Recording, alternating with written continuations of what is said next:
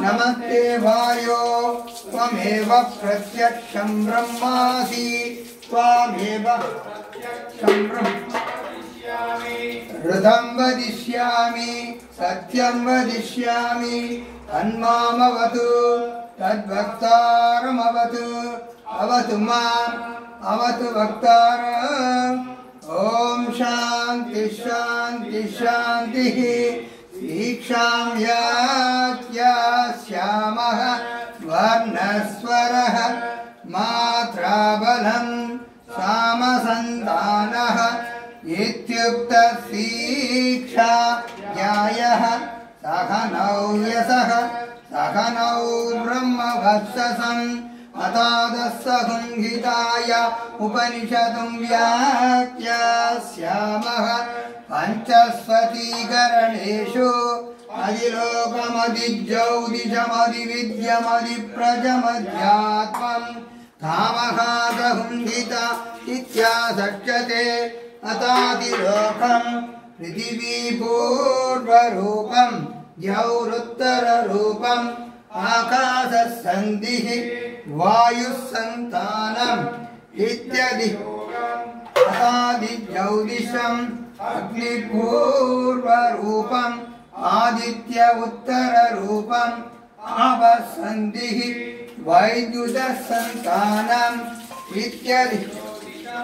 अदादिविद्यम् आचार्यपूर्वरूपम् अन्ते वास्युत्तररूपम् सन्धिः प्रवचनकं सन्तानम् अथादिप्रजम् मातापूर्वरूपी प्रजननकं सन्तानम् इत्यदि अथाध्यात्मम् अतरागणपूर्वरूपम् उत्तरागणरुत्तररूपम् वाक्सन्धिः जिह्वासन्तानम् इत्यध्यात्मम्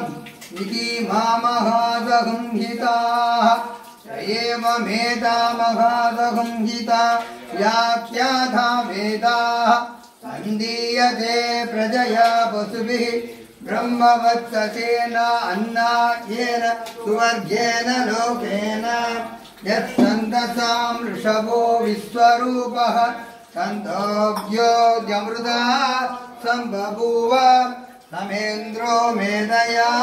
शृणोतु अमुदस्य देवधारणो भूयासं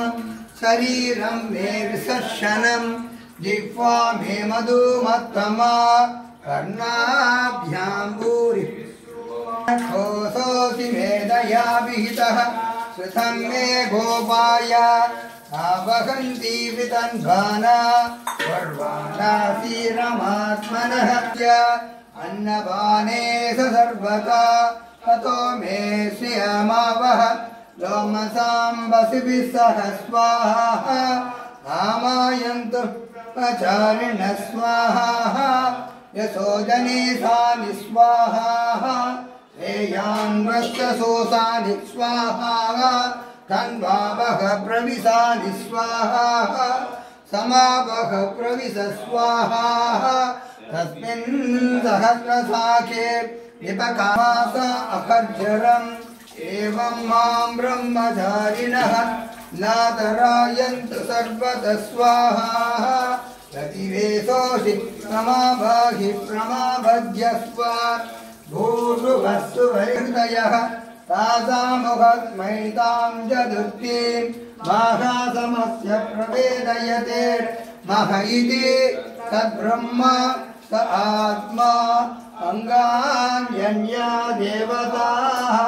भूरिति वा अयं लोकः उभयत्यन्तरिक्षं सुवरित्यसौ लोकः मह इत्यादित्यः आदित्येन वाव सर्वे महीयन्ते भुव इति सामानि सुवरिति यजोगुंसि चन्द्रमसा वाव सर्वाणि ज्योतिगुंसि महीयन्ते इवै प्राणः यभानः सुवरितिर्व्यानः अन्येन वाव सर्वे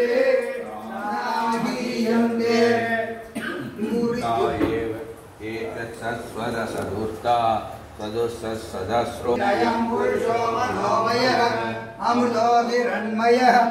अन्तरेण तालु वाक्पतिः चक्षुष्पतिः श्रोत्रपतिर्विज्ञानपतिः एतत्ततो भवति आकाशशरीरं ब्रह्मादि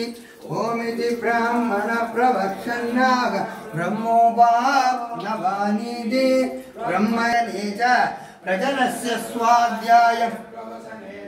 प्रजातिस्य स्वाध्याय प्रवचने च सत्यमिति सत्यवैद्यपौरुषिष्टिः स्वाध्याय प्रवचने ये वेति नाको मौद्गल्यः तद्दितवस्तद्दितवः अहं विष्टशिरेरिवाः कीर्तिपृष्ठङ्गिरेरिवाः तपवित्रो वाजिनीव स्वमृतमस्मि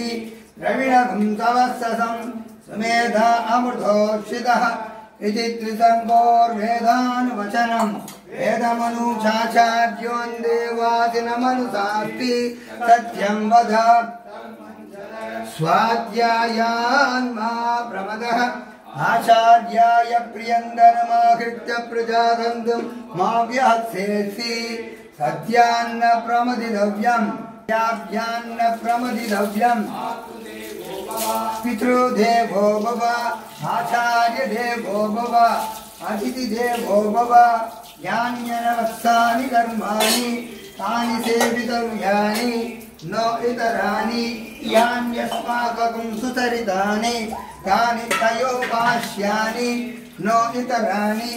एकेषात्मश्रेया पुंसो ब्राह्मणाः संविदादेयम् अतयति